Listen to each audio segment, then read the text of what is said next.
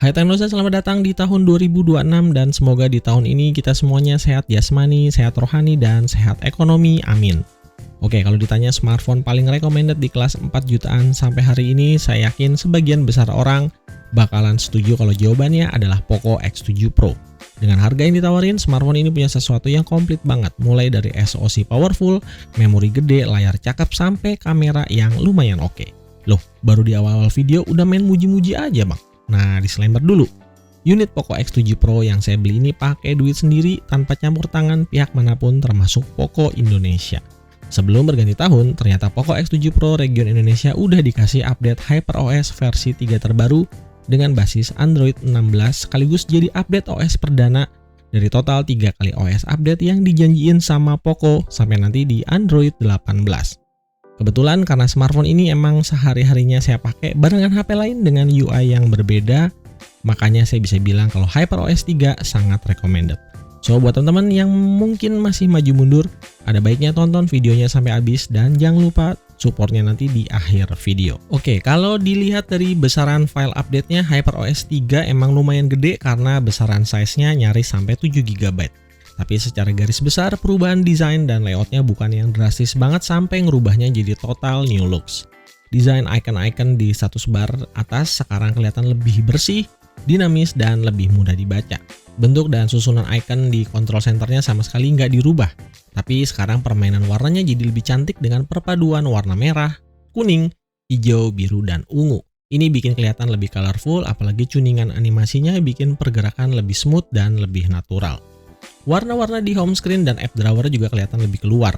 Bentukan icon-iconnya juga sekarang jadi lebih rounded corner dengan space jarak yang lebih pas di mata. Sayang nih, di bagian docking di bawahnya cuma bisa diisi maksimal 5 apps. Nggak bisa lagi 6 apps kayak waktu masih pakai MIUI. Oh ya, buat yang mungkin butuh shortcut, di atas docking home screen bisa dipasang shortcut App Finder berukuran mini lengkap dengan fitur AI. Bekal RAM 12 GB buat multitaskingnya berasa lebih optimal lagi. Buka tutup aplikasi jadi lebih cepat, pindah-pindah antar banyak aplikasi juga lancar banget. Sayang, HyperOS 3 belum nambahin mode desktop. Jadi cuma bisa buka 2 aplikasi secara floating windows plus 2 aplikasi secara split screen. Jadi totalnya cuma 4 aplikasi yang terbuka sekaligus secara real time, nggak bisa lebih dari itu. Nah, kalau ngomongin soal fitur island-islandan, suka nggak suka ya harus ikutan biar nggak ketinggalan sama yang lain. Sayang banget Hyper Island di Poco atau Xiaomi kayak digarap masih kurang maksimal. Fiturnya terbatas cuma untuk stopwatch, timer, musik, dan voice recorder. Ini masih terlalu sederhana dan terkesan cuma biar kelihatan ada dan semoga kedepannya dikasih tambahan. Nah, untuk custom personalisasi, bagian home screen dan lock screen sekarang editornya udah langsung dijadiin satu tempat biar lebih gampang, plus hasil presetnya bisa kita save, jadi nggak perlu ngulang-ngulang lagi. Oh ya, selain punya fitur interconnectivity buat koneksi semua gadget ke dalam satu ekosistem Xiaomi Group, di HyperOS 3 sekarang udah bisa connect juga sama beberapa perangkat Apple seperti misalnya iPhone, iPad, dan MacBook. Jadi buat kalian Apple user yang pengen punya secondary device dari salah satu brand Android, bisa coba dilirik smartphone dari Poco ini yang harganya 1/5 dari iPhone kalian. Overall, dari sisi user experience selama semingguan pakai, saya bisa ngerasa emang ada banyak banget sisi positifnya. Dari sisi visual, layar Poco X7 Pro yang sebenarnya udah bagus, serasa lebih di boosting lagi, output warnanya jadi lebih keluar. Dari sisi performa komputasi dan animasi, Poco berhasil ngasih tuningan yang lebih optimal di HyperOS 3. Mekanisme dan proses grafis renderingnya terasa lebih cepat, lebih ringan, dan yang paling penting lebih terasa adem. Ini cukup sukses ya, bikin pengalaman user experience-nya berasa kayak lagi pakai HP baru yang baru banget di unboxing. Kedengarannya lebih banget ya kayak channel endorsan, tapi ya biar nggak di-prank sama influencer, ada baiknya kalian coba rasain sendiri aja perbedaannya. Seenggaknya ini yang saya rasain selama semingguan ke belakang, di luar potensi bug atau problem yang mungkin belum terdeteksi dan bisa jadi muncul setelahnya di kemudian hari. Nah, untuk pemakaian harian dengan intensitas yang wajar, daya tahan baterai di HyperOS 3 ternyata lumayan bikin surprise. Selama dipakainya jadi lebih adem, saya juga masih ingat banget gimana baterai 6000 mAh berasa payah banget waktu di HyperOS sebelumnya. Gak usah muluk-muluk deh, buat dapetin SOT 6 jam aja, saya harus pinter-pinter banget ngatur pemakaiannya. Beda sama di HyperOS 3, dengan intensitas pemakaian yang sama, SOT-nya sekarang bisa dapat nyaris 7 jam dengan sisa baterai beberapa persen sebelum akhirnya bisa ketemu colokan lagi. Soal fitur ya lagi-lagi sayang banget di HyperOS 3 nggak punya mode shortcut buat mengatur kecepatan pengisian daya. Sementara di kompetitor sebelahnya justru udah ada duluan. Oke, sekarang gimana sama performa gaming? Apakah sama aja atau ada peningkatan? Di game Turbo yang sekarang ukuran box displaynya lebih gede dengan susunan icon yang lebih rapi. Tapi lagi dan lagi ternyata improvementnya masih agak ketinggalan sama kompetitor di sebelah. Masih nggak punya real-time FPS meter di floating gameplay, plus fitur bypass charging ternyata masih absen juga nih di Poco X7 Pro.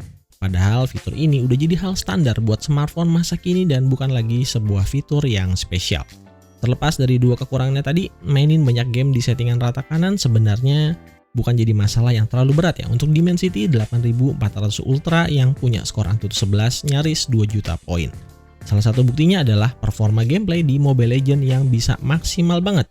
Frame rate-nya bisa stabil rata-rata 120 fps dengan suhu yang bahkan nggak sampai 40 derajat Celcius dalam satu kali push rank selama kurang lebih 15 menitan main. Nah, karena bosan ngetes Genshin dan Wuthering Waves, kali ini kita cobain salah satu game rilisan baru yang diporting dari PC ke mobile yaitu WWM. Grafiknya, gameplaynya nggak kalah gokil. Untuk grafisnya bisa diset ke posisi ultra, tapi sayang untuk saat ini frame rate-nya masih di lock 30 fps. Belum ada update optimalisasi untuk dibuka ke 60 fps atau lebih, jadi tunggu update berikutnya. Secara gameplay so far masih aman banget buat dimainin di Poco X7 Pro dan sama sekali nggak ada masalah yang berarti. Selama kurang lebih 15 menitan main, hampir nggak nemu tuh gejala frame drop yang signifikan ketika mode while boost-nya kita aktifin. Rata-rata FPS-nya relatif stabil, nempel terus di 30 fps. Nah, untuk suhunya emang ada kenaikan sampai di 44 derajat Celcius, tapi ini masih dalam batas wajar karena emang game ini rendering grafisnya bener-bener luar biasa. Kalau mau lebih adem, solusinya bisa pakai fan cooler atau settingan grafisnya diturunin satu level. Nah, konsumsi baterai juga aman ya, 15 menit main gameplay. Dengan kondisi full loaded seperti ini, baterainya berkurang 5% aja. Oke, percobaan berikutnya mainin Red Dead Redemption yang baru aja dirilis versi mobile, dan game ini merupakan game portingan resmi dari versi PC yang punya grafis aduhai dan memanjakan mata. Gameplaynya bisa mantep banget di Poco X7 Pro walaupun saat ini masih secara optimalisasi locknya di 30 fps. Buat yang punya gamepad Bluetooth, kalian bisa langsung konekin ke smartphone karena secara natif gamenya udah langsung support sama external gamepad, dan ini bikin gaming experience-nya berasa kayak lagi main di game konsol.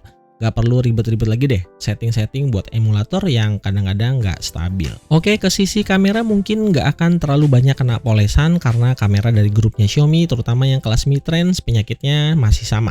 Karakternya over contrast dan over sharpening. Di beberapa sikon mungkin hasilnya bisa bagus dan kesan sinematiknya lebih berasa, tapi di sisi lain terutama human photography hasilnya nggak bisa disamain sama HP mid-range lain yang fokusnya di kamera. Jadi harus bisa maklum kalau kurang natural dan kurang akurat.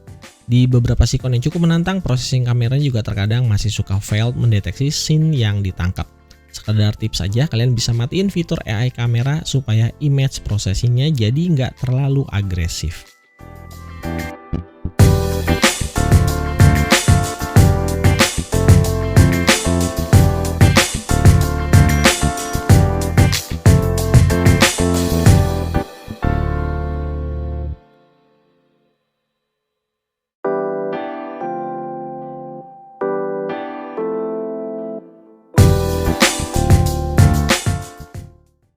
Oke, kita cobain Poco X7 Pro di HyperOS 3.0 terbaru.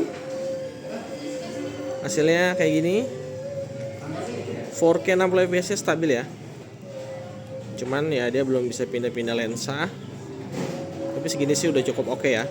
Oke, untuk video kamera depannya seperti yang teman-teman bisa lihat, asli ini sih cakep ya. Ini cakep kenapa? Karena viewfindernya nggak nge-crop tapi bisa tetap stabil. Dynamic range-nya kayaknya sih bagusan X6 Pro, tapi balik lagi segini udah bagus banget. Ini saya turun tangga aja dia nggak goyang ya, tetap stabil. Nah, performa kamera di kondisi low light masih lumayan oke ya. Detail setiap fotonya masih bisa dapat, nggak dipaksain jadi terang benderang, dan yang paling penting noise-nya masih relatif minim. Intinya balik lagi, ini smartphone yang jualannya specs dan performa tinggi dengan harga murah. So untuk kameranya sekali lagi Poco X7 Pro udah lumayan oke, tapi bukan untuk kebutuhan yang terlalu serius. Kalau untuk sekedar dokumentasi pribadi dan sosial media, it's okay, why bang? Oke, buat kalian yang di luar sana menggunakan Poco X7 Pro juga sebagai smartphone pakaian pribadi, kalian bisa cek aja konten di video ini soal update HyperOS 3 terbaru. Kalau dari pengalaman saya, Poco X7 Pro yang sekarang udah jauh lebih nyaman daripada setahun sebelumnya. Seenggaknya sisi positif yang langsung berasa efek sejak detik pertama adalah soal responsitivitas dari sistem UI-nya. Terasa smooth, ringan, dan lebih adem, walaupun update-nya nggak sampai ngebawa perubahan yang terlalu ekstrim. So, yang di rumahnya juga pakai Poco X7 Pro, coba drop komen di bawah dan pengalaman kalian. Kita ketemu lagi di video-video yang lain, dan thanks semangat buat semuanya yang udah nonton dan support channel ini. See you again and bye-bye.